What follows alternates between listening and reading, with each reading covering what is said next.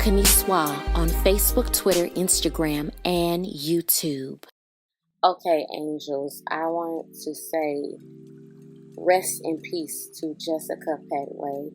As you guys may or may not know, she was a very, very notable YouTuber here on YouTube. I mean, everything from glam to wigs to just everything. She always made it look nice and good. Jessica Petway was misdiagnosed with fibroids when, in fact, it was stage 3 cervical cancer. To her family, I'm sending you my condolences. And Jessica, we love you. We miss you. And thank you so much for inspiring this Turban Tuesdays for me. Hey, what's up, angels? It's Kaniswa, and I want to welcome you all back to another amazing Turban Tuesdays. So, guys, this week is going to be a story time. But before we get started, my drink of choice tonight, Moss. This is one of my favorite ones by Moss. This is the mango ginger.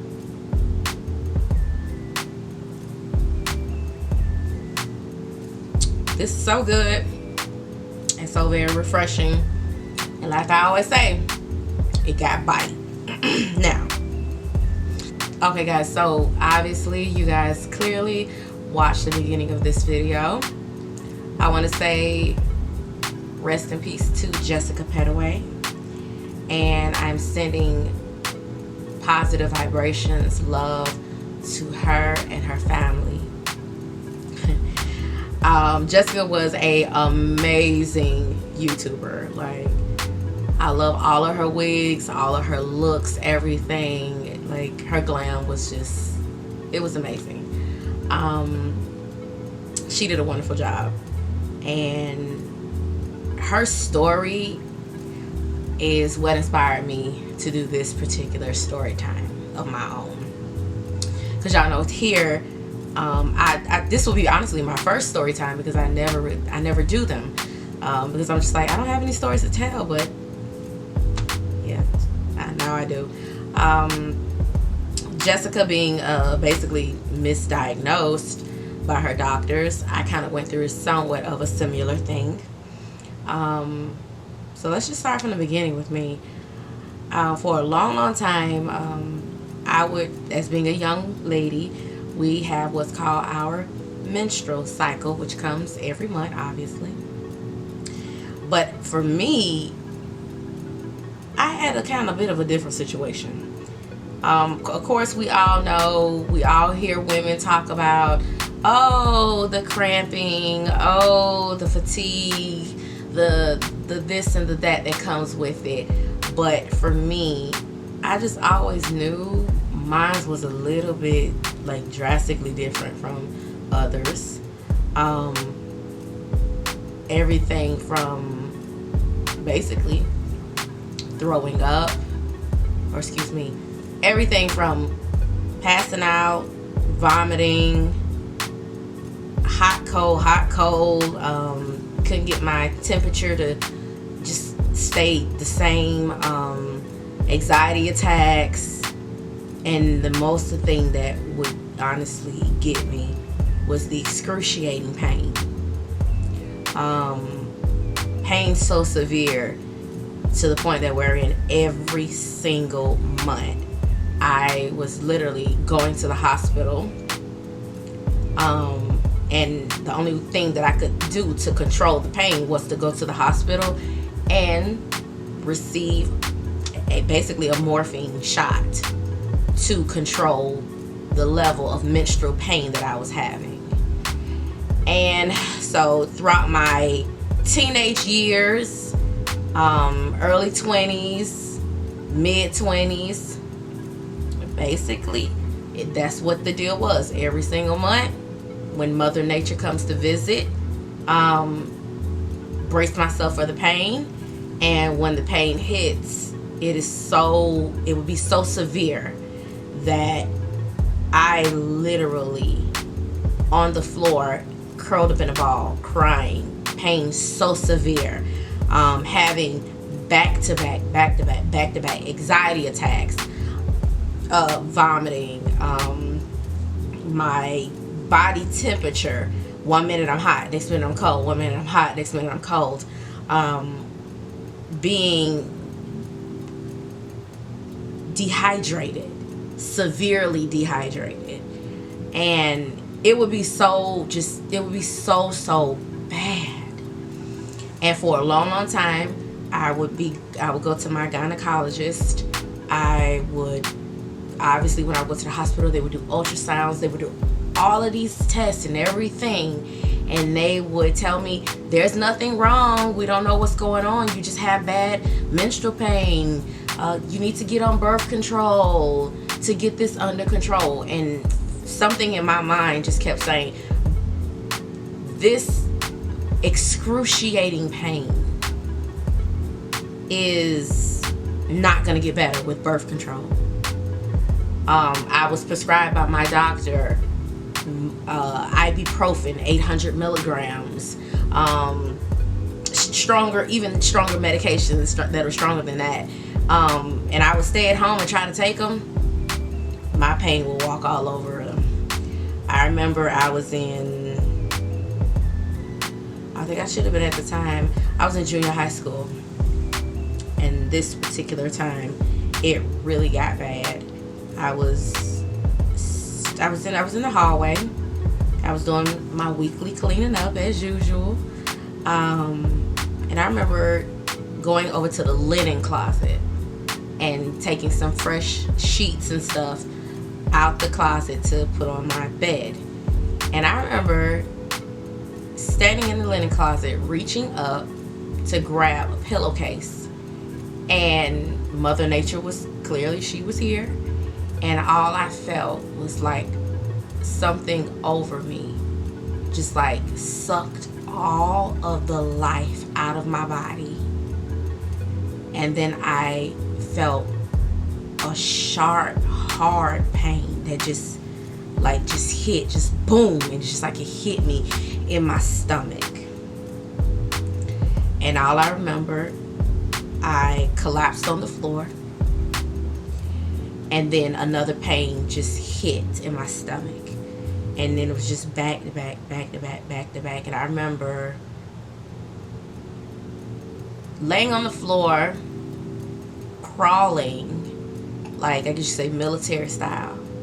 I couldn't stand up because like my legs and everything just couldn't support my body, and I just kind of like crawled my way with my arms or my hands into the nearest bathroom. And I remember laying on that floor in the bathroom, and I remember laying there and just thinking to myself, when is this going to end for me? I'm tired of every single month going through this. I am tired of having to plan my life around this horrible menstrual cycle. I am tired of this running my life. And I remember even me and my mom, we would sit down and we would have conversations, and my mother would just be like, you say you want to be a singer or entertainer, well, what are you going to do when it's time for you to go out and have to sing and have to perform, and then this pain comes up? What are you going to do then? And I remember thinking in those moments, thinking like, I really don't have a clue. But I would just feel like, just to have a response, oh, I'll just go out and tough it out and just have to deal with it. But then at the same time, in my mind, I'm thinking, how are you going to tough something out if it puts you down so badly when you're collapsing on the floor? Like, that's not, you can't tough that out, period. Okay. And I remember thinking back then, how am I ever going to pursue a career in the world of entertainment? And that is going on. There's no way. Like I have to take, I remember I used to have to take one full week off from school every single month. Couldn't go to school. If I had performances and stuff, I couldn't go and perform. If I had vocal lessons or anything like that, that stuff had to be canceled. And I remember, just like I said, screaming so loud because I was having a really, really bad, I think it were anxiety attacks. They were so hard, and I just lost it. I just screamed, and this pain is just steady hitting me, back to back, back to back, back to back, back to back in my stomach. And I remember my mom, she was at the front of the house.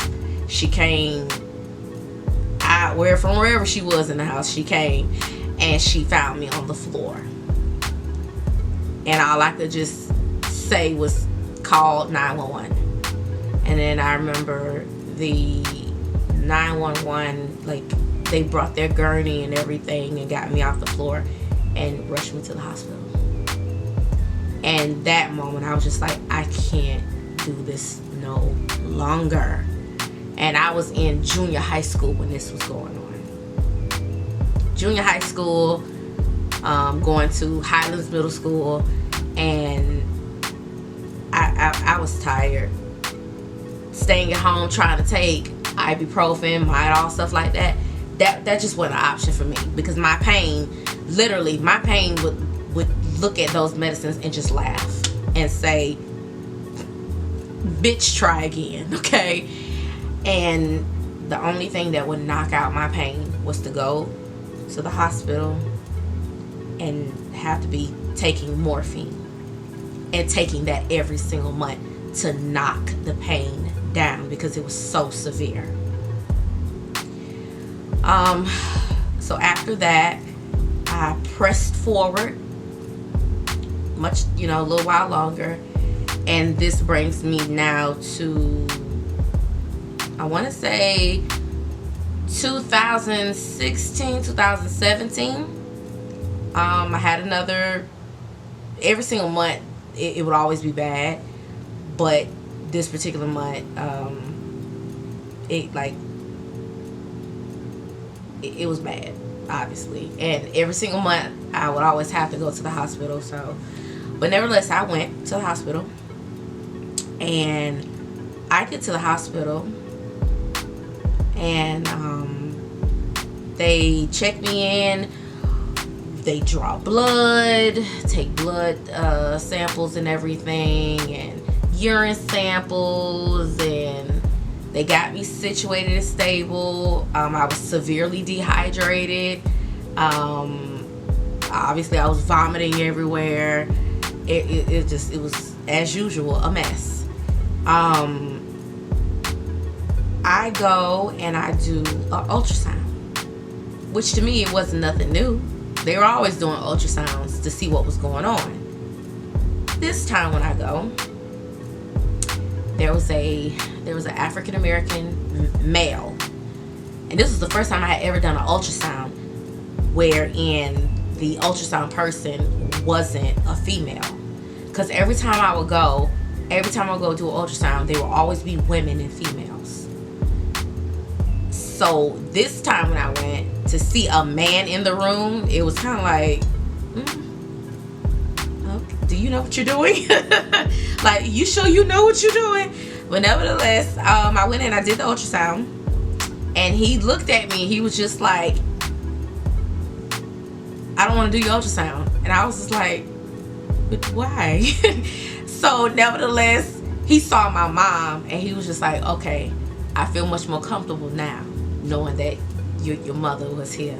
So nevertheless, he did the ultrasound, and I remember him, and he stated, he sat there in the ultrasound room. He was asking me questions, and I'm like, okay. I started answering them. He asked me, did I know anything about fibroids, and had they ever told me in the past that I had them?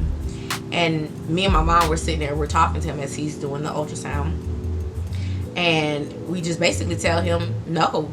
They never told me. Every time I come to the hospital, from the time I started my menstrual cycle all the way up until that point, they always told me I never had fibroids. There was never anything wrong. And he looked and he said, I'm looking at the previous scan that we did 3 months ago. I said, okay. And he tells me, he says, I'm sorry, take that back. He said, I'm looking at the scans that they did a while back, and you have fibroids. It says it on there. And I said, what? He says, yeah, you got fibroids. I'm like, well, what do you mean? I got fibroids. I was told I never had fibroids at all. And keep in mind, myself, my mom, we were going to my gynecologist. We were asking everybody from the hospital to my actual gynecologist, did I have fibroids? Was this, did I have them? And every time it will be, no, you don't have fibroids, you don't have them, yada, yada, yada. Okay, whoop-de-doo. So we're thinking, well, it's just a horrible period, Back to the guy, he says, yeah, they listed it in the chart previously. And then he says, here on my scan, I see you have fibroids. And one of them is very large in size. So me, I'm laying there. My mind ain't on the fibroid at that point in time. Now, anybody who knows me, you know my personality. My mind ain't on that fibroid. My mind is on, this is a hospital. If you saw something, why didn't you tell me? So I'm not thinking about the fibroids. I'm thinking about you saw something on a scan, X-ray, whatever, and you didn't say anything to me. I am pissed. I am lit. The fibroid wasn't even on my mind. I wasn't even mad at the fibroid. So, nevertheless, he told me and my mother, he says, look, when you go back down to the room in the emergency, don't tell the doctors that I told you that, because I'm not supposed to tell you. I said, no problem. You ain't got to worry about me opening my mouth. And my mother, she obliged, So we go back down to the emergency room. We're in the room. We're waiting for the doctor to come in. By that time, clearly, the medicine was already in my system and working, so I wasn't in any pain at all. I'm sitting there, and I'm just thinking to myself, these doctors have lost their minds. So the doctor, she came into the room, and in the most sarcastic, I don't give a shit type of way. Oh yeah, we saw on the screen. Yeah, so you do know you have fibroids. Like, and I'm just looking at her. At this point, I'm not in no pain no more. I'm ready to jump off that table and start kicking ass and asking questions later, okay? And she just said it just so sarcastically and just like, bitch, who gives a fuck? Now keep in mind, this doctor, she was a Caucasian woman. I am pissed. I am heated. And she says, yeah, you have them. You didn't know you had them?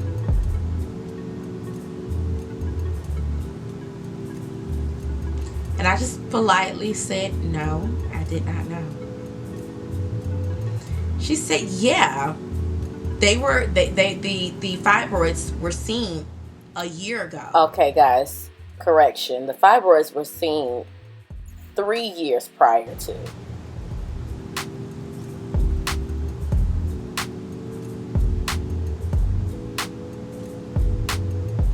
You saw this shit a year ago,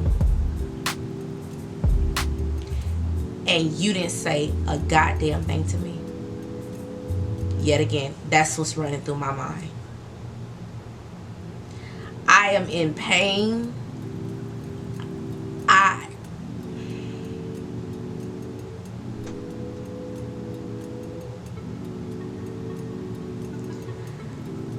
and this, like, when I heard Jessica's story, it just brought me back to my own. Like, these doctors, they play playing games. I feel they like playing games with people and people's health, especially Black African Americans.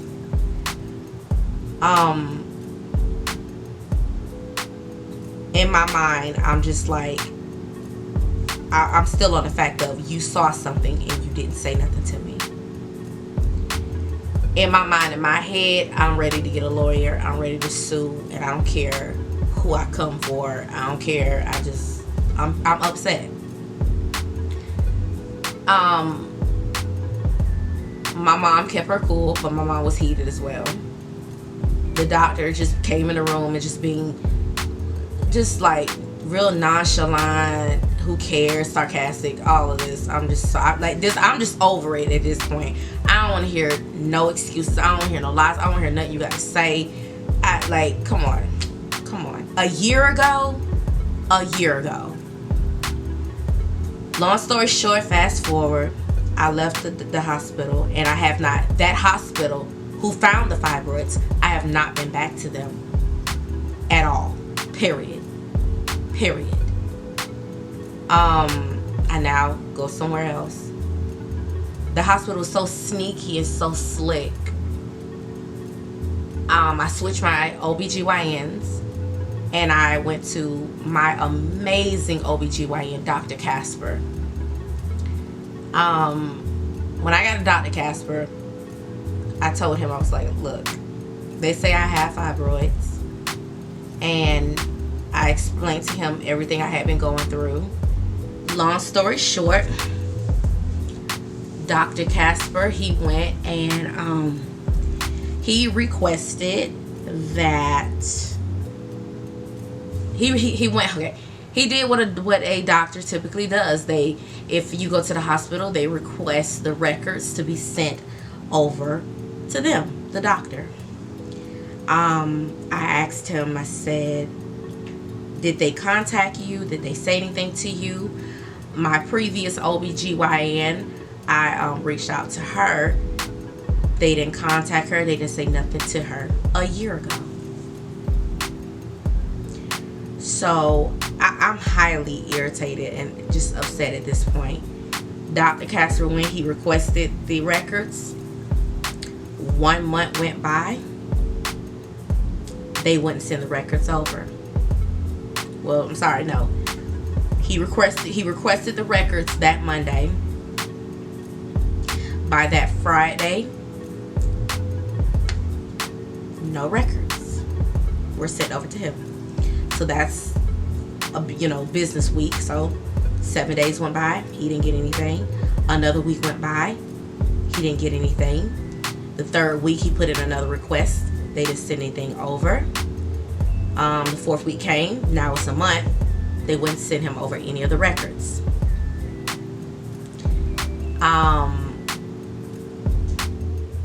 At that point in time, I said, okay, maybe just let Dr. Casper just handle it. He requested them again, which was the second month. Nothing. They were avoiding, for some reason, they would not send the records over to Dr. Casper at all. I went and I tried to get the records myself. They wouldn't give them to me.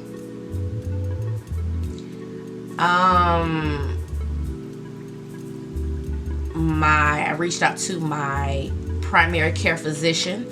Shout out to my primary care, Dr. Marlene Lindsay. She requested them. A month went by. They wouldn't send them to her.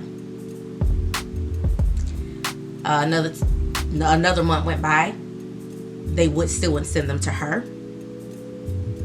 So we have primary care physician and gynecologists working together as a team, as they should, to get these records. The hospital would not send anything over to these doctors. And once again, they wouldn't give them to me. So Dr. Casper was just like, I'm done. I'm over it. Dr. Casper just said, you know what? Let's go ahead and I'm going to do my own scan. Okay. Got ready to do the scan. Set up an appointment. Insurance company rejected paying for the scan. Okay. All right.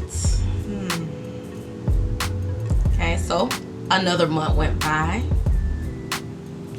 Dr. Casper had to literally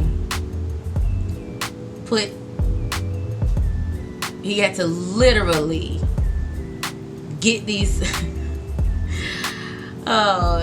he had to go in and do what doctors do when they have to fight for their patients. And the insurance company gave in and they paid for the scan, and then I got it done. Dr. Casper was able to see the one fibroid that was causing a bunch of hell and havoc.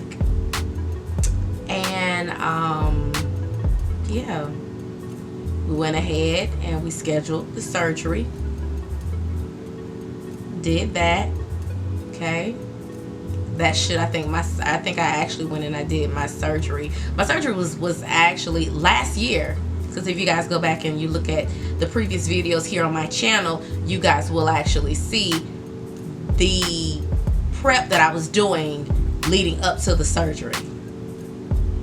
And I went and seen all of my doctors, my primary, everything, because I knew once I came out of surgery, I wasn't going to be able to do nothing. I wasn't going to be worth nothing.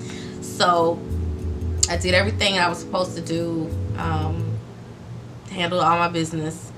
And I want to say, I think it might have been June, July that I went and got my surgery done. So it's almost coming up to be a year now. And I went and had my surgery done. Dr. Casper did the surgery. Shout out to Dr. Casper yet again. And when he got into the surgery, he seen, it wasn't one. We thought it was just one fibroid. It wasn't one, it was 3. So we got those removed, and ever since those fibroids have been removed, I have not been to the hospital for no pain, for no nothing. I literally, you must say I don't even have pain anymore when Mother Nature comes to visit. It's the fact that I was so many times told, you don't have them, you ain't got them, you don't have them, you ain't got them. But then you see something, you see that it's there, you know that it's there, and then you don't tell me. I did go try to find a lawyer. Every lawyer I found, oh, we can't take the case, we can't take the case, we can't take the case. I said, well, I only have a limited amount of time where I can go in and do, like you said, a malpractice suit. My time is running out. I only had so many months left to do it. And that, I feel, was the reasons why at the hospital they held off the way that they did, because you don't want to get sued. You know, it's so sad how doctors who go to medical school, take an oath and all of this stuff, and you truly don't care about your patients' well-being and their health because of their skin color. Really. And now I see why there are a lot of people that really don't even trust doctors. see why now, because that made no sense. Like, but like I stated, listening to Jessica's story is what inspired me to come here and share this with you guys. I know that a lot of us don't like, going to doctors, especially hearing situations like mine and Jessica's story. But for me personally, it doesn't tear me away from going to the doctor and getting checkups and stuff. It just makes me more conscious with the doctors that I do go to and the ones I do choose. It makes you want to kind of choose more doctors who are of color, because they understand what we go through. Granted, my OBGYN, Dr. Casper, he is a Caucasian male. He's a wonderful doctor. Amazing. Dr. Marlene Lindsay, my primary care, amazing, wonderful primary care doctor. She's a black woman. And I thank God that I have those two doctors, who are able to see me. But and then we live in the United States of America, where we're supposed to be the best country in the world, and like they rather kill the people here than it's ridiculous, guys. It's really ridiculous and very, very sad. And now I really see what other women, black women, I see what they really mean when they say, when we go to the doctors, they don't take us seriously. Prior to, I didn't get it, because I'm just like, what are these women talking about? Every time I go to the doctor, I'm fine. But like they say, it isn't until you actually go through it and you're in it, and then you see, and then you understand a lot more. And I see now what a lot of black women mean by, with us, they're careless with us. Some of them, not all doctors are like that, but there's a large group of them that are careless with us, and they they give a bad name even to the doctors that are truly there to help, assist, and see what's going on. Like it's sad. It's sad. As for the fibroid surgery itself, in regards to the surgery, the actual fibroid surgery was an interesting process, because I had never had a serious surgery before.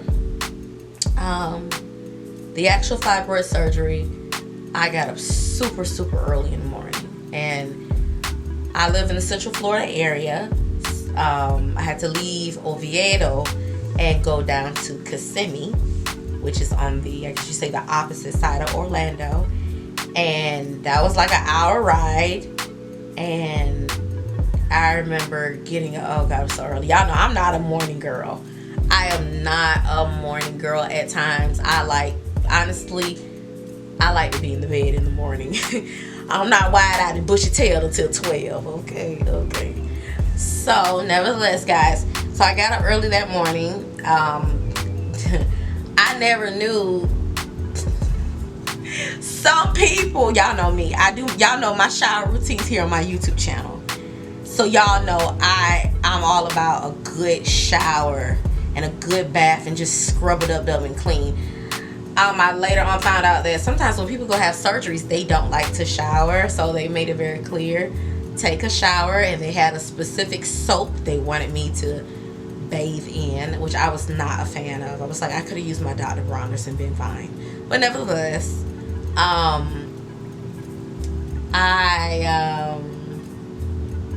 got up that morning like 6 or 5 a.m. in the morning, took an hour drive down to Kissimmee, and got there, and it was like, whoa. They took me in the back. They got all my blood, and yeah, they give you a lot of stuff prior to even getting into the surgery. medicine to calm you down, which I rejected because I'm like, I'm not nervous. I'm like, I don't get nervous about surgeries and stuff like that. I know some people do. I don't. Um, but nevertheless, I went and I had my they gave me medicine to calming you down. Then they give you some more medicine and stuff. I'm just like, oh god. And then from there, I went off actually into the surgery. The only thing I was excited in regards to the surgery about was, yes, I was going to be pain free, and I always wanted to know my blood type. So I got that information, found something new out about myself. Okay. And then when I went into the surgery, all I remember was I was sitting there talking to the lady, and then it was just like lights out, and I was just like, okay. and, and it was just like lights out, so that was over with. And then when I woke back up, I was like in the recovery area, and I had a nurse. She was Puerto Rican. She was so aggressive and rude. When I woke up, this is how I woke up. I woke up to somebody taking ice and shoving it down, like putting it in my mouth.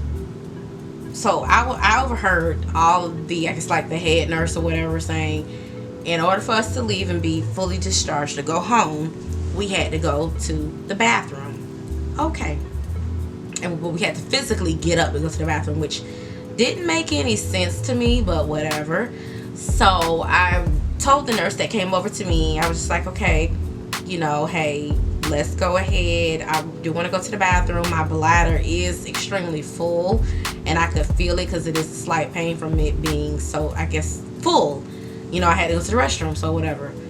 Long story short, the lady leaves and comes back with something that I thought was an ink pen. That wasn't no ink pen. This damn lady went and got what I thought was an ink pen, and she injected it into my IV. All I knew was I'm looking back trying to see what she was doing. I knew she was fumbling with the little IV thing, and I'm like, what is she doing? And then I kind of sat up in the bed, and I'm sitting up there telling her, Miss, I just need to go to the back.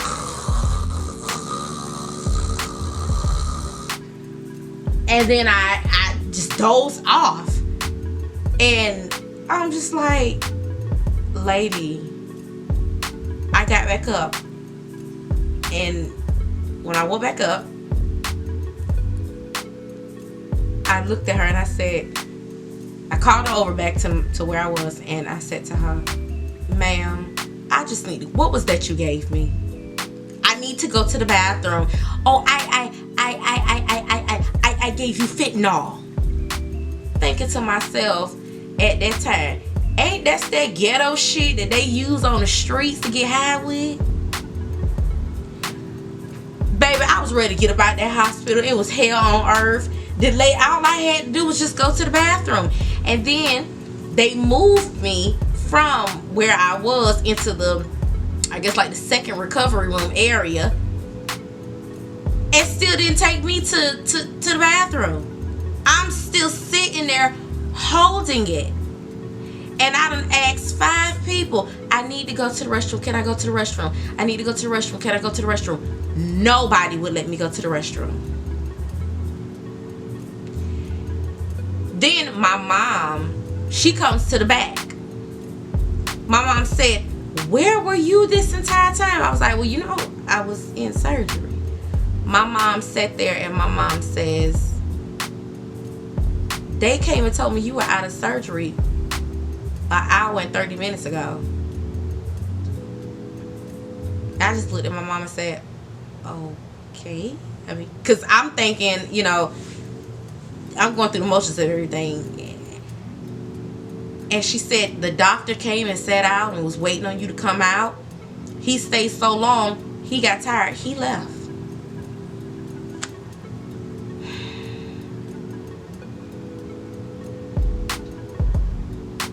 I'm mad. I didn't get to see my doctor before I went home. And I'm still sitting there having to go to the restroom. Before I knew it, I had to tell my mom, I said, look, I've been holding this right here. I have to urinate. I have to go to the bathroom. And I told my mom how rude the lady was, how the lady shoved the ice in my mouth. All I know was my mom got up, and the nurses that was walking by not doing nothing, they got their asses told off right then and right there. And before I knew it, everybody, baby, was lined up, ready, a tent, hug, and ready to assist. I got up, I got to that bathroom. I had assistants everywhere.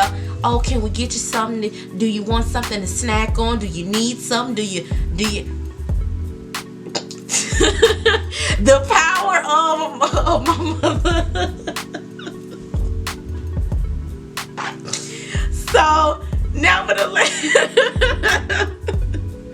it was so funny how everybody, they just lined up like she went in there.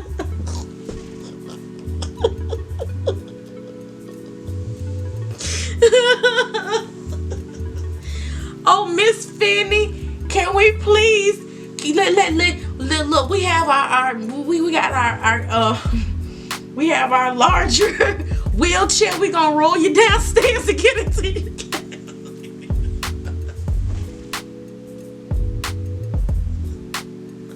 Oh, my mom was lit. My mom was on fire that day, baby. She was in full action.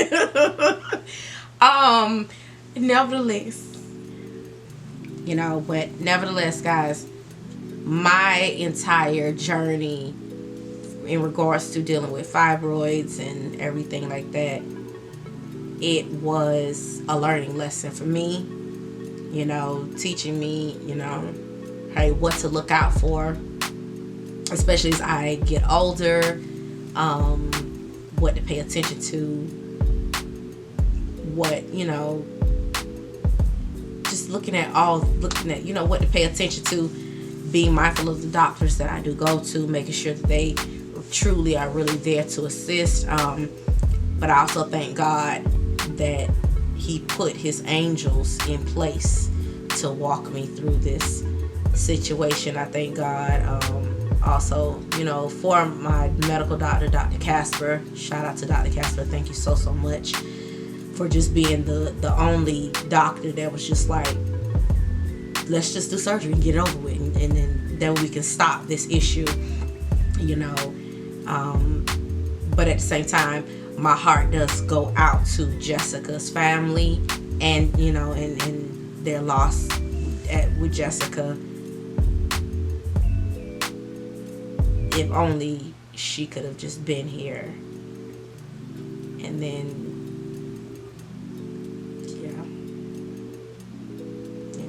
so to Jessica, we love you. You will never be forgotten. And as I stated, to your family, we're sending you love. We're sending you peace, light, understanding. We love y'all. So guys, we got to take care of ourselves, take care of our people. And we just got to do better as a society and in this world. Yeah. So guys, this is my Turban Tuesdays. And I hope you guys learned something from it. Follow Kaniswa on Facebook, Twitter, Instagram, and YouTube.